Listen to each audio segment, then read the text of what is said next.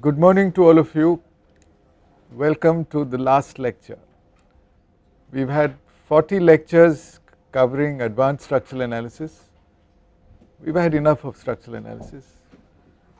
So this is a general talk, general lecture, so you can sit back and relax.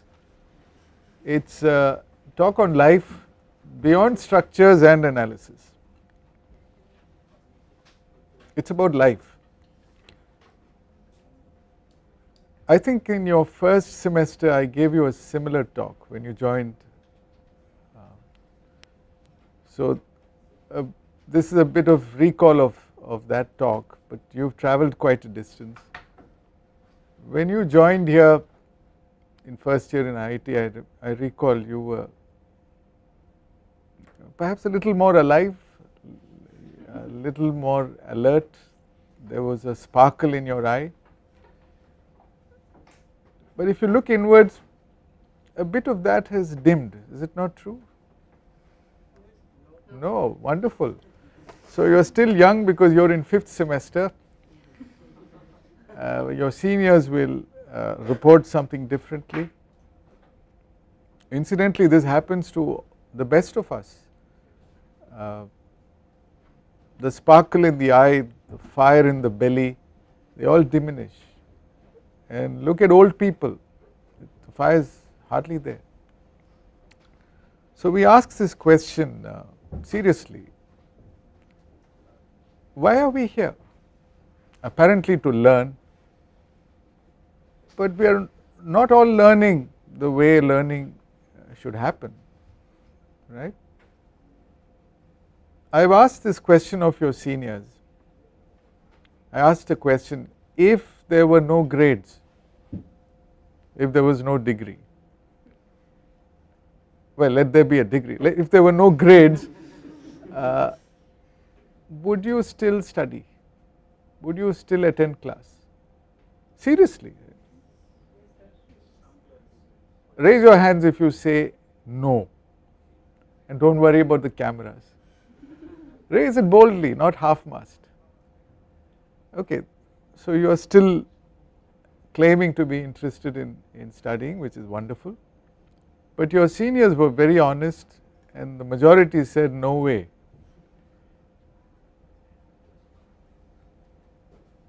Then why are you here, I ask?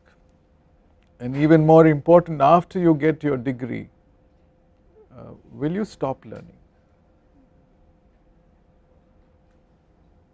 You understand? These are questions you need to answer. And when a teacher finds in front of himself or herself a group of students who are, shall we say, not as interested as they should be, some are disinterested, some are absolutely not interested, then we are confronted with this question, why are we here? And this is a serious question which is troubling many of our teachers. Even the fire that is there in our belly gets dimmed when we do not see excitement in the classroom. And there is a deeper question, why do we live? And this question will pop up every now and then when it troubles you. Why do we live? So is there a deeper purpose in our lives? Is there a life purpose? And that is basically the theme of what we are going to discuss. I believe there is a life purpose, and I have been troubled by this question for many decades, and it's a great search, because once the life purpose starts revealing in front of you, you will find it very meaningful to live, very meaningful to do what you are doing. When I am confronted with students who are not so much interested in engineering to begin with, many of you will look for jobs that give you more money, and the majority, the toppers even go for finance jobs. It's well known. Am I right? No? Yes, okay. So I am not saying you are wrong. There are few students who are still interested in engineering, and they were indeed interested when they joined, and it's quite okay. It's quite okay to be what you are. But taking up a finance job, okay, becoming a banker, which is what many end up doing, joining large corporations, may not be your life purpose. That's all I am asking you. So it takes courage to figure out what your life purpose is. And if I look at my own life, I got into teaching by accident, but I realized I was born to teach. And teaching should happen effortlessly. Of course, you need to prepare a lot, but the flow must happen effortlessly. And then when I found that the group of students in IIT are really not becoming structural engineers, then it did turn out to be a little disheartening.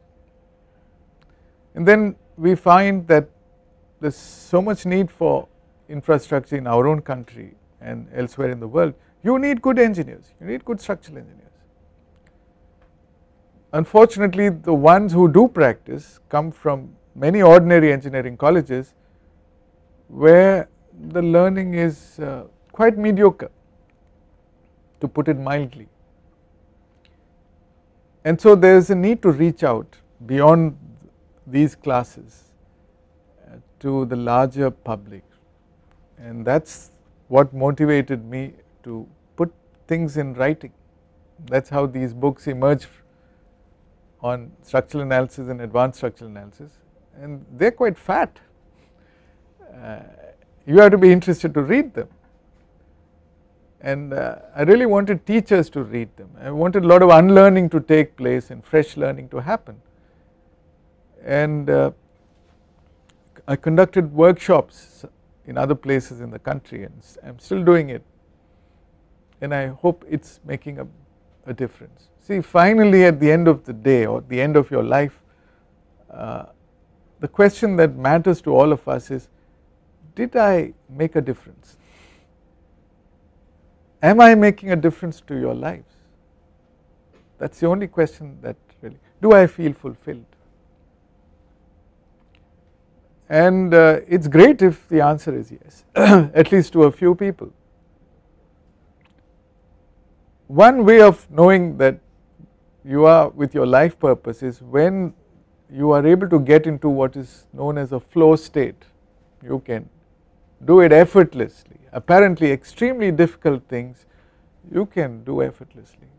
In writing this book in structural analysis, I remember the last few chapters were written in Germany at Karlsruhe, and I was alone, and my main job was to sit and write, and there were days where I struggled, and this is technical stuff, this is not poetry, and I couldn't write, I couldn't draw,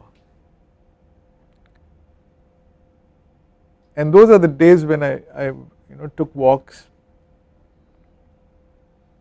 and when I come back and when there is that mood and I start writing, sometimes you can't stop writing, you write the whole night. My wife was not around to stop me,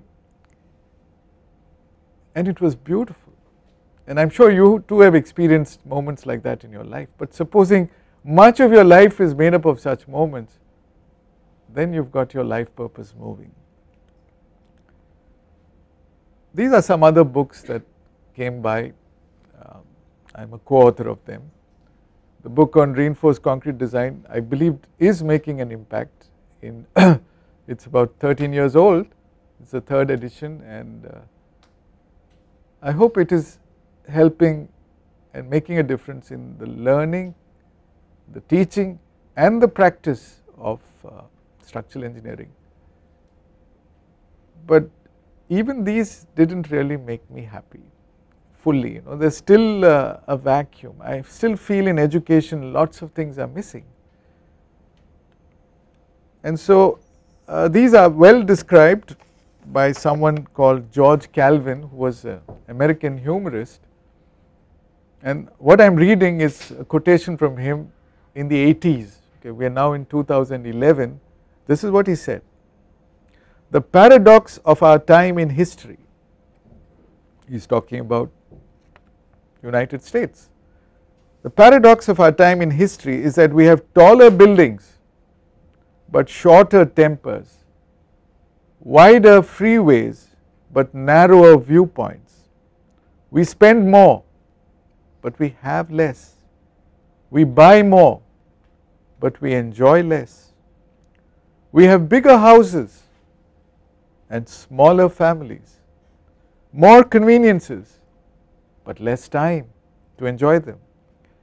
We have more degrees but less sense. We have more knowledge but less judgment. We have more experts yet more problems. We have more medicine but less wellness." Very relevant. "We have multiplied our possessions but reduced our values. We talk too much, drive too fast, stay up too late, get up too tired, watch TV too much." You can replace TV with your online activity. "Love and pray too seldom and hate too often. We have learned to make a living but not a life. We have added years to life but not life to years. We have been all the way to the moon and back but have trouble crossing the street to meet a neighbor." Well, in your case it is trouble crossing the corridor to meet your neighbor in your hostel. "We have conquered outer space but not inner space. We have done larger things but not better. We have learned to rush but not to wait." These are the times of fast foods and slow digestion, big men and small character, steep profits and shallow relationships, two incomes but more divorce, fancier houses but broken homes, more entertainment but less happiness. Very true, don't you think so? This is the West which is leading the show in development, supposedly, in the 1980s, and that is the way we are heading. There is something wrong, something missing. And in 2004 I was prompted to write this book, Stop Sleepwalking Through Life, and that also did not seem to make much effect to where things are happening, but things are slowly changing. And this is the next thing that we are trying to introduce in IIT. We tried all kinds of things. We brought in Reflections, which was a forum, not too well attended.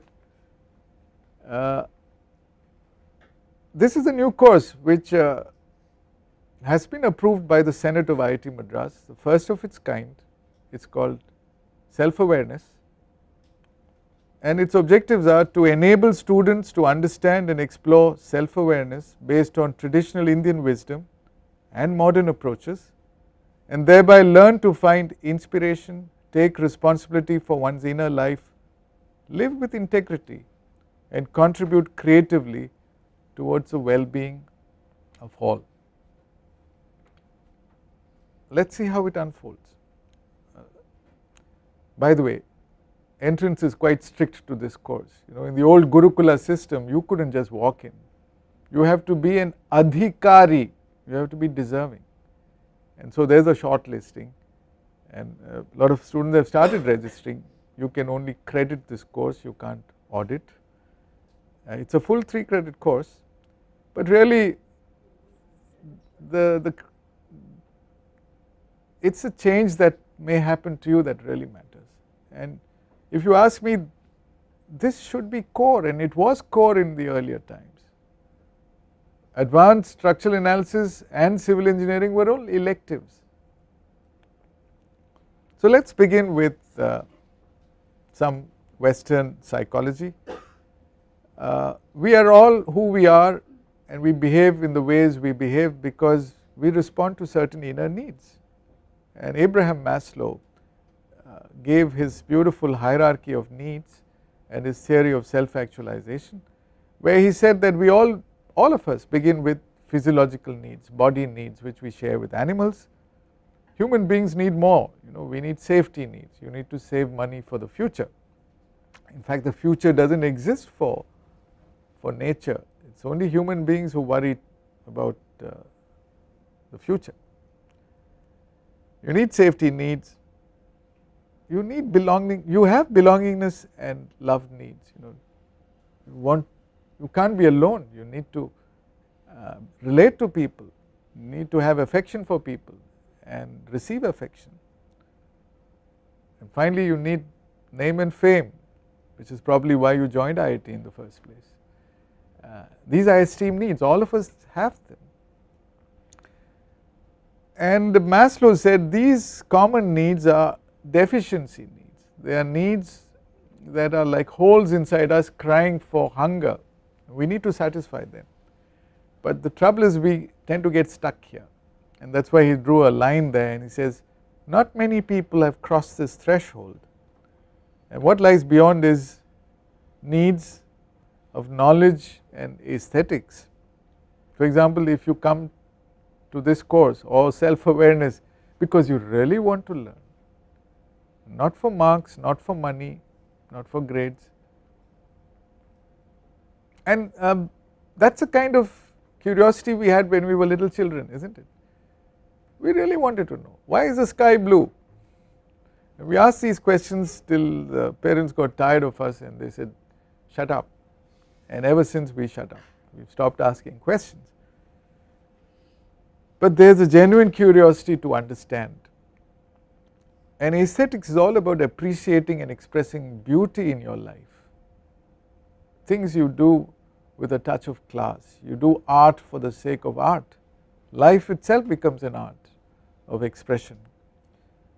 And then you discover your life purpose and you self-actualize. So this is the word he used. Self-actualization is really hitting your potential, the purpose for which you were born, discovering it, getting into a flow state and enjoying life fully. And there are needs higher than this, which he knew were spiritual needs, which he called meta needs. So there is the conventional way of thinking and living, which is what we see in the world around us, which influences us so much.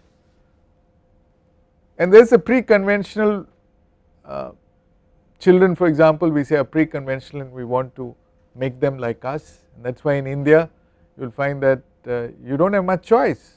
You are programmed from the day you are born, the kind of schooling you do, and once you reach class 9 or 10, everything is laid for you. You have to go to those concentration camps and you must end up either as an engineer or a doctor, and if you do not, you are good for nothing. So this is conventional wisdom, or shall I say lack of wisdom, and you need to break that, which is not easy. And so you will find that self-actualization is for people who are willing to follow their heart, do the right thing, and it points to a transcendental maturity which helps people to learn, to live, to love, to relate, to play in far more fulfilling ways than normal. And that is our potential, and my job here is to wake us up to that. And how do you know you hit your life purpose? Because you will find that living itself is self-rewarding. You do not need anything. You do not do things to fill a vacuum inside you, to search for happiness. You are happy, and that happiness is expressed in your life, in your work. You radiate joy. Unfortunately, the way of the world is such that we are not trees which grow vertically, we kind of bend horizontally. Those needs, there is no limit to those needs, and that is why you have these scams. Okay, there are so many zeros attached, and all those zeros do not really matter at all, but somehow we are brainwashed into wanting more money, which is why you wanted the finance job in the first place, because of those attractive zeros with a dollar in front of it. But it is not really going to help you, because you do not need that much. You need to wake up from this conventional stupid way of living, and I think that is part of our job as teachers, to remind you and to remind us that grow vertically, discover your potential. So let me first explode the happiness myth that we are kind of brainwashed into believing. It is like there is a gravitational force which holds us completely stupefied, and we can't break it. You need an escape velocity to break that. So all of us have something in terms of material possessions. Every one of us has, okay, but we are not looking at what we have. We are always looking outside that boundary. We are always looking at what we do not have, what the neighbors have, what the TV advertisements tell us, the latest cell phone in your case, or a flashy car, or even the finance job that you are worrying about. I want those things, and you struggle and you get those things, and are you happy? No way. The line shifts and you are still looking across the line, and it does not stop with material possessions. You get married, and instead of looking at your spouse, you are looking outside. Nothing satisfies, everything, the honeymoons do not last. We live such a shallow life, superficial life, and it is like we are not breaking the chain. And what the hell are we looking for? What do we expect to see in the horizon? It is a big question mark, and that is why most people will not be able to answer the question, what is your life purpose, because it is what everybody says it should be, and those people who tell you what it should be, are they happy? Are they fulfilled? So it is like we are in a rat race where there is a Pied Piper who is blowing the pipe.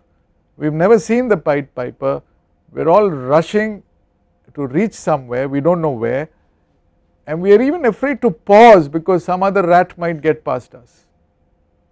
That is life. What a stupid way to live, so widespread.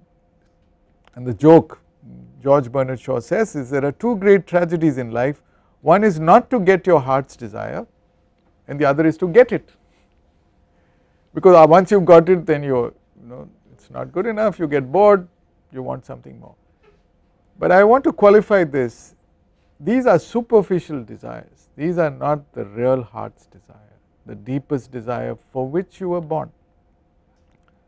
And a lot of research has shown that once your basic needs are met, further income and possessions add remarkably little to your well-being. You know it, but still the magnetism, the sleepwalking is so strong, it is difficult to break. So I want to give you another quotation from Matthew Ricard, who appeared on the Time magazine as the happiest man in the world. They put some instruments on his brain and measured, well, it is interesting. He is always smiling, he is full of joy and love. Please read his book, it is called Happiness by Matthew Ricard. He started life as a French scientist, worked with a Nobel laureate. He dropped all that to become a Tibetan monk and the French translator of the Dalai Lama. Incredible person, and he says this, listen, we all strive consciously or unconsciously, competently or clumsily, passionately or calmly, adventurously or routinely to be happier. and to suffer less, all of us, right. So why don't we do it consciously rather than unconsciously, competently rather than clumsily? Yet we so often confuse genuine happiness with merely seeking enjoyable sensations. Happiness is a state of inner fulfillment, not the gratification of inexhaustible desires for outer things. Lasting well-being requires us to remain in harmony with our inner nature. This is traditional wisdom. Kabir said it beautifully. Kabir Das, you would have studied his dohas. Kasturi kundali mein base. Kasturi, the scent of the musk deer, is there inside the entrails of the deer. Mrig dhoondhe van mahi, but the deer doesn't know it. It can sense the fragrance and searches the entire forest for this beautiful scent. ऐसी घटी घटी राम है दुनिया देखे नाही. So widespread in all of us is this inner happiness, but we don't recognize it and we search for it elsewhere. It's there also, but then that's just a faint reflection of what's there in you. So I like to show this picture, which is classically a structural analysis picture. You have a structure, in this case the structure is you and me, the human being. Here the loading is the challenges we face in life, and here also we have a response, right. The challenges we face everywhere, especially at the workplace, at home, you will know especially after you get married and you have children and you have mothers-in-laws to deal with, and other places, right, and they are tough challenges. Okay, you are sitting and smiling now because right now you don't think you have a challenge, but even right now there is a challenge of paying attention, for example. Okay, so how do we respond to these challenges? We respond to them with whatever system characteristics that we have. You know, in a structure we talked of mass, damping and elastic stiffness, but here we have knowledge, skills and attitude. All of us do have. So with whatever knowledge we have, whatever skills we have, whatever attitude we have, we try to address whatever challenges come to us, and the response that we have affects us, affects others around us, isn't it? If you feel bad, you will transmit those bad vibrations to people around you. If you feel good, you will radiate that vibration around you. So even the life around you, the environment, including the tables and chairs, are touched by everything that you feel. So that's how important the response is. And by the way, I think responsibility literally means the ability to respond effectively and to any challenge. And the responsibility, the response can be anything in the spectrum, from deep despair to extreme fulfillment, right. So I think as intelligent human beings, we should ask this question: what is it that we are doing that pushes us to the negative side of the spectrum, towards despair? What is it that we need to do or to be or to learn that will help us achieve our heart's desire, that makes us fulfilled? And I think this singular lack of knowledge is what puts us in deep trouble. So we don't have the knowledge. Our course in self-awareness hopefully will give you some knowledge. We don't have the skills even if we have the knowledge. We don't know how to retrieve the situation, how to shift from despair, how to do that alchemy, we don't know. And our attitudes are not all that great. And the attitudes really matter. So given the same challenge, two individuals can respond completely differently. One can be in deep despair and one can be in extreme fulfillment. To give you an example from structures, two neighboring buildings in Ahmedabad, apparently looking identical from the outside. In the Bhuj earthquake, the famous Bhuj earthquake, when was it, 2001? One of them collapsed on the spot. the other one survived beautifully with barely a scratch. What's the difference? That's the difference between despair and fulfillment possible in human beings as well. So, by the way, education is all about developing knowledge, skills and attitude. It's a lifelong process, and you'll always find that whenever confronted with a challenge, there is tension. Okay, there has to be tension, and the tension is you have this challenge which could be an opportunity for you to develop and take a quantum leap to a higher stage of development, which is a wonderful opportunity, but at the same time we are scared that we might lose whatever little we have. So we want to retreat to the survival stage, to our comfort zone. You understand? And that's a tension, we can feel it inside us, that's a stress, and it's left to us whether to take that leap forward or to regress into our old stage. Classically, let's say you're getting married, what's the kind of blessings elders give you? Saubhagyavati bhava and all that.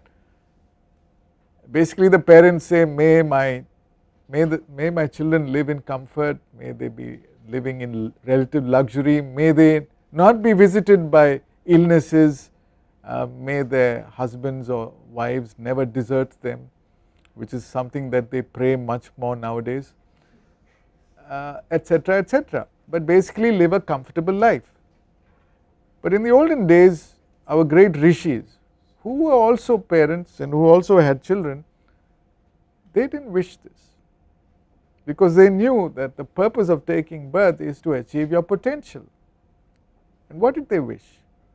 They wished, may you develop the capacity, the knowledge, the skills and the attitude that you need to develop in order to achieve your life purpose. And that's a much greater wish, which means tension is unavoidable, but it's a means to a higher end, it's a vehicle. If there was no crisis, you wouldn't expect the caterpillar to become the butterfly. So it's an opportunity, it's how you look at it. And you'll find that these crises build up not only at the individual level but also collectively. And if there is a dysfunction that you have ignored, for example corruption in India has been ignored, we have not addressed it, we have kind of been blind to it, we have accepted it, and that is why you see today there is such an uproar, because if dysfunction is left unattended to either at the individual level or the societal level, it will explode at some point in time and demand that it be addressed, and then we are not prepared for that situation. So individually and collectively, locally and globally, we have this problem, we have these challenges. Education gives us a livelihood, it does not teach us how to live. In fact, there are many stories that I can tell you, but this was the reason why that book started, and the opening lines of that book is a poem by Rupert Brooke which says, the young Apollo, I am reminded of the IIT graduate, the young Apollo golden haired stands dreaming on the brink of strife, magnificently unprepared to face the long littleness of life. Okay. You may have got an S grade in advanced structural analysis, but when that crisis comes, you are not ready, you are not prepared, because it is not in the curriculum.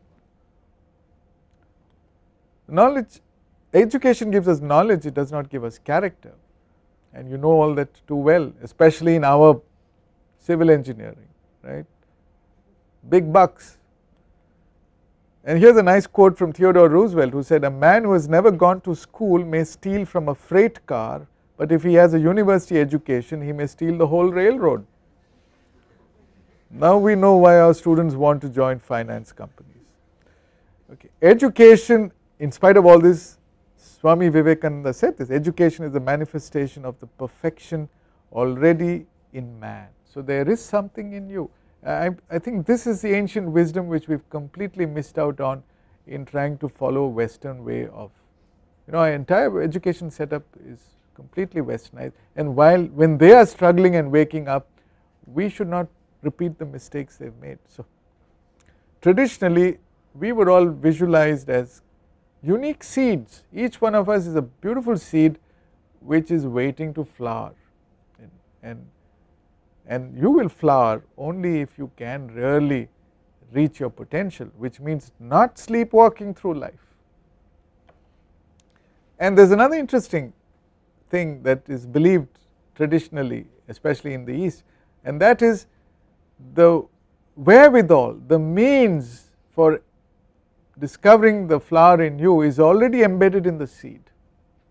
It is already there, it has to be awakened. Now here is a very good model which has been actually coined by Sri Aurobindo based on our traditional wisdom, where education is not just cognitive development, which is the way it is today. It is not just cerebral, it has many dimensions, and the reason why we have this paradox of our time in history is because we have neglected many of those dimensions. Typically you have matter and you have life force, which in Sanskrit is called prana, and you have mind. This is how these are the potential in us, and there is spirit inside all of us. At the lowest level you have the potential for physical consciousness, okay, and you have the lower vital, sensual desire and all that. We came with this, in fact it is that desire which really brought you into IIT, which is good. All these are good things to have. And the central vital also you students have to some extent, because you beat the joint entrance exam and you have made it, so it feels great to be unique, the cream of the cream they tell us when you join IIT. And this is what most people aspire for, to be well known. Your role models are Bill Gates and Steve Jobs, that is great, but that is not enough, and we do not have training for other things. And our education is focused entirely on that fifth level of externalizing mind, external knowledge, information, data. Data is the lowest level. If all you know is the unit strength of concrete is so many kilonewton per meter cubed, that is not knowledge. Knowledge can be at different levels. You have studied advanced structural analysis, you know it can be learnt at many depths, but even that is not enough. If you want to find fulfillment in life, you need wisdom, which points to a higher knowledge, to a higher mind, and it points finally to a spiritual dimension, when you realize that that life force that is animating your body is actually something that is sacred, something that is sacred, something that is divine, something that is longing to achieve fulfillment and find expression. So you try to be a perfect vehicle for that expression. And then the most important part of our education, which we neglect, is the heart. Love does not come under the purview of science, it is not there in the curriculum, but that is the only thing that really matters in life. So the higher vital is completely missing, and the life force, the life purpose is actually embedded in the heart, deep inside the heart. So these are things we need to discover. This is a wonderful concept of integral education, and this slide I have taken from, you can look up that website, TLOS, they are my friends, we are partners in developing this broad system of education, not just narrowing it to developing cognitive knowledge. Do you think this makes sense? This is what makes you prepared to live. So you have to develop powers of concentration, powers of contemplation, feel compassion for others, and you must have the ability to disengage at any point from whatever you are doing, and to find that vast spaciousness which helps you do the right thing, at least know what is the right thing to do. And if you find yourself going negative, you must have the ability to transform. So the transformation is required. So you have these forces which go up and down, you have the evolutionary forces which take you to more subtler levels, and you have the involutionary forces which can help you bring intelligence down to matter. Okay. So you remember this slide I showed you once when you joined first. So this story about the Taj Mahal when it was being built and there were laborers building it. Somebody came down and asked one of the laborers, what are you doing? And he said, can't you see I'm cutting stone? And the next person who was doing the cutting of the stone in a different way, he was looking at every piece of stone and cutting it with great skill and attention and pausing now and then. And to this question, what are you doing? He replied, I am building the Taj Mahal. So apparently outwardly the same activity, but inwardly the sense of motivation, sense of purpose is widely different. So Stephen Covey tried to figure out, and he wrote this in his 8th habit, what is it that sets apart people who live completely fulfilled lives from the ordinary? And he said there are 4 qualities. One is they seem to be driven by a vision, which I would say is linked to your heart life purpose, and they are disciplined. Okay, and it's an inner discipline, nobody is forcing them to do that. They are disciplined in whatever they choose to do, which means if there is an 8 o'clock class, you are here, and you can see how far removed we are from that. And they do everything with passion. Okay, there is life in them, there is fire in their belly, and there is a sparkle in the eye. They look forward to challenges, and they have a conscience which actually makes their vision noble. It's a great vision, it's a great contribution to humanity. It's not for their narrow selves, and they are able to distinguish what is good and bad, what is right and what is wrong. So these are different regions of the intelligence that can be awakened, and they become a creative force in this world. And wouldn't you like to do that?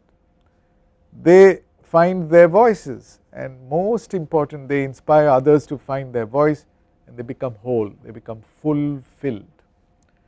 But Covey himself recognized that this is an ideal situation, and the reality is we don't live there, and these people live with integrity, and they are always inspired and inspiring. The reality is quite different, and this is based on research and universal research. Despite all our progress and technological development, most people are not thriving in the organizations they work for. No, most students are not thriving in the institutions they study in. Is it a fact? Absolute fact. Okay. So regardless of what you may pretend to be, this is reality. They are neither fulfilled nor excited, they are frustrated. That's a strong word. They have no clear vision, they are bogged down and distracted, and they don't feel they can improve much.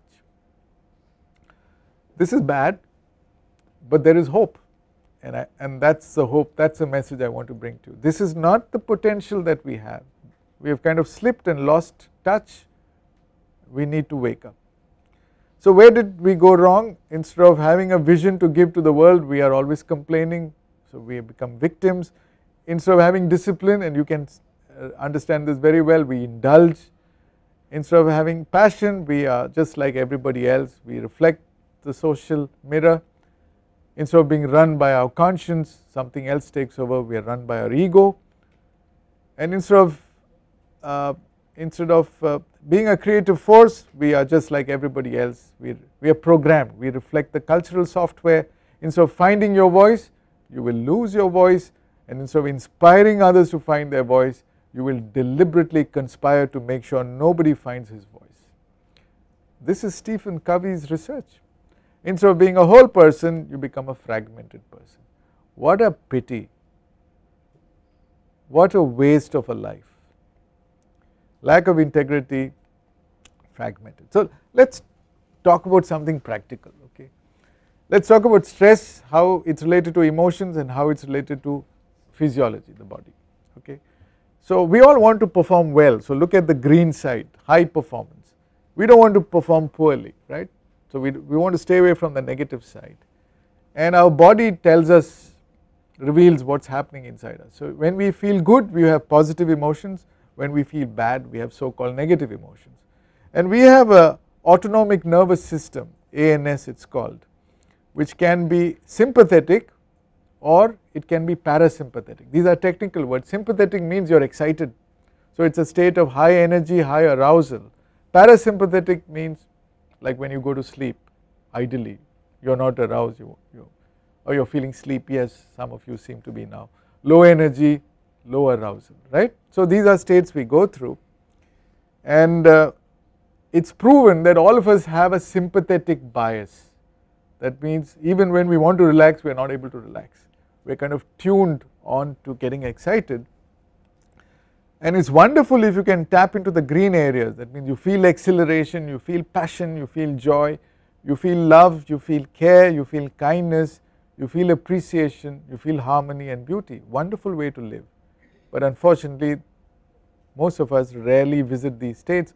What is more familiar to us is we are frustrated, we are angry, we feel hostile, there is fear, there is worry about the future, there is anxiety, there is guilt, we get overwhelmed, we get resentful, we get judgmental, right. So that is what happens when you need to do work in the world, and that is not a good state to be in. And this can be actually measured. There are chemicals, there are hormones in your bloodstream which cortisol is you can, but you do not need all this, because you know inside where you are. And let us say you do not need to do work all the time. There are times where you have to relax and you have to sleep, right. So when you need that parasympathetic functioning of the autonomic nervous system, you can't do it. So even when you want to switch off the machine, it can't get switched off.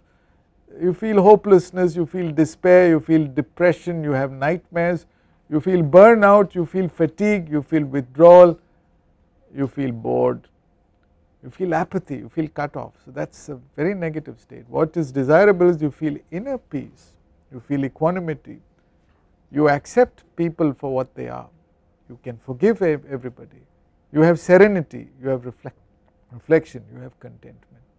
Wouldn't it be wonderful to be on this side of the spectrum, to be able to do this? That is a challenge. So if you find yourself on the left side, can you even recognize this? Most of us do not even know that. There is no self awareness, number one. Number two, do you have the ability to do alchemy, switch sides? That is a challenge in life. So let me show you a small picture. You need energy to do anything, right, and it is actually a heart energy. So it is green in color, it is life, and you need inspiration. That is the real food that we all need. With inspiration you can do anything, and inspiration incidentally comes from knowing how to breathe well. The in breath is also called inspiration, and you need to express this inspiration. So you have this expression, but you lose energy the moment you express, and sometimes without doing anything itself you lose energy, right. That is because there are leaks inside your system, you have a lot of distractions, you are not able to concentrate, there are wounds in your heart, people you are not able to forgive, and it can deplete very fast. When your tank is empty, you go into a negativity. That is where you feel all the negative emotions, right. You are not cheerful. So there is a threshold, and the moment energy drops below the threshold, optimism changes to pessimism, and that happens to all of us, and that is the secret. So you should stop doing things when you do not have energy, but most important, you must learn to plug the leaks and know how to fill your tank. You need potential energy before you can have kinetic energy. Okay, so this is all beautifully written in a good book which you can refer to. It is called Energize Your Heart. It is based on a Sufi meditation practice, a beautiful practice which originated in India. There was a great saint called Hazrat Inayat Khan, and it is a way of energizing your heart, but most of all you need trust. As far as breathing is concerned, if you will permit me, most of us do not know how to breathe. It is a simple thing, our breathing is too erratic, it is not rhythmic, it is not slow, it is too fast, it is not deep, it is too shallow. So if you measure it, we are on this side, we breathe around 20 to 25 breaths per minute, and you see that is why you are looking anxious like that guy there, the sympathetic emphasis. So it is a simple thing to learn to breathe, and this is traditional wisdom. And if you can slow down your breath, and ideally if you can learn to breathe fully at around 5 breaths per minute, you are balanced, you can handle the world, you can handle crisis, but do not go too slow because you might go to sleep. Okay. Okay, so I do not have time to tell you the story, but I want you to appreciate this. Life is meant to be enjoyed, so much beauty around you. You need a clear and present awareness to wake up to that beauty, and to do this you must be able to switch off from everything and get into a state of being and not just doing. And if you can be in that state, you get into stillness, and Eckhart Tolle says this very well: when you lose touch with stillness, you lose touch with your essence and you lose yourself in the world. So most of us have no experience of this beautiful state of deep inner peace, and everything is a form of consciousness. And Krishnamurti says this beautifully. He says, one may be surrounded by great beauty, by mountains and fields and rivers, but unless one is alive to it all, one might just as well be dead. I have shown you this picture earlier. So our emotions can be at the rock bottom. In Sanskrit you call it tamas. You can suffer from apathy, which means you are cut off from everybody else, full of grief or fear. Or you could get some energy. This is rajas. You have desire, which is great, you got energy. If you get what you want, you become proud, and that is what everybody wants, by the way. And if you do not get what you want, you get angry. But there are higher states, and those are states where you have the courage to break this pattern, you have the courage to perform alchemy, you have the courage to go from conventional to post-conventional, you have the courage to listen to your heart, you have the ability to accept people as they are, accept situations the way they are, and you are willing to trust the divinity in all, you are willing to trust nature, you are willing to trust life, you are willing to give unconditional love, you feel compassion. This is called sattva in our traditional wisdom. This is what we need, not there in our curriculum. We do not even know there is something like this, and you need a sense of deep awareness to know where you are and to feel that deep awareness, and when you really can soak into it, then you experience a permanent inner state of peace, which is a kind of anchor from which you can work. So initially we seem to oscillate between deep non-awareness and non-awareness. As you learn how to live better, you will oscillate from non-awareness to awareness, but you mature only when you really get into that non-awareness zone and you are between awareness and deep awareness. This is the path of fear, a horrible way to live, but that is the way many of us live. This is the path of love, where you find your authentic self. What is a test? The test, and here you are in the box, you find yourself blaming people most of the time, complaining, treating people as objects, your heart is at war, you will be always self-justifying yourself, your views get distorted because you are confused, and you never take responsibility, always the system is to blame. Here you are out of the box, and the test is, let us say there is some bombshell that takes place in your life, okay, that is a stimulus. When you are in the box, you do not have a choice, you respond spontaneously and you make a mess of your response because you are not mature. It is when you are out of the box, you have a gap between the stimulus and response, and the more you are out of the box, the more you have that space from which you can decide on the wisest course of action which is best beneficial for all. I will conclude with these slides. How does this help us? It helps us in all our relationships. Let me give an example of a marital relationship, which you all will hopefully be getting into sooner or later. This is me and this is my wife, okay, and we are actually not just physical bodies, we are actually spectrums of possibility, which you can appreciate from the previous slide. and at any point we are where we are, and we would like to be living fulfilled life, so we would like to rise to the top. These are rainbow colors, they are spectrums, but often we get into fights with each other, and we get into the box, right. Now I have all this wisdom, I have gone through this course in self-awareness, I have practiced it and so on, so I know better, so I try to go to a higher stage, but it is not sustainable, because one tone from her is enough to bring me down to earth, and this is what happens to I mean, I am using a male female analogy, but it is true of you and your friend or your boss, or two communities, it is the same thing. So what is the only sensible course of action to sort things out? You must operate at your highest level, and this is sustainable, and this is what makes life so beautiful. You operate at your highest level, you are no longer a threat to anybody, you only want good things to happen to everybody, and you really make a difference to the world. It's not, and so whose responsibility it is? So normally we say the other person should change, but you can't even expect that, because you are not willing to change. So we can facilitate change in others when we change and we operate at a highest level. So at the lower end of despair you have frustration and hopelessness, at the middle end you have pleasure and pride. This is where all of us operate. We have no clue about what is happening on the right side. That is where you have deep inner peace, you have wholeness. It is also related to how you are connected with others. Here you are apathetic, you do not care. Here you are successful, but you are self-centered. It is here you are co-creative, you are part of the successful divine operation in the world, and you have universal caring. This is the path of fear, this is the path of love, this is the egoic path, and the right path is the trans-egoic path. You really find who you are.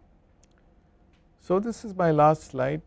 May you all flower, discover your life purpose, do what you were born to do, be who you really are. Thank you.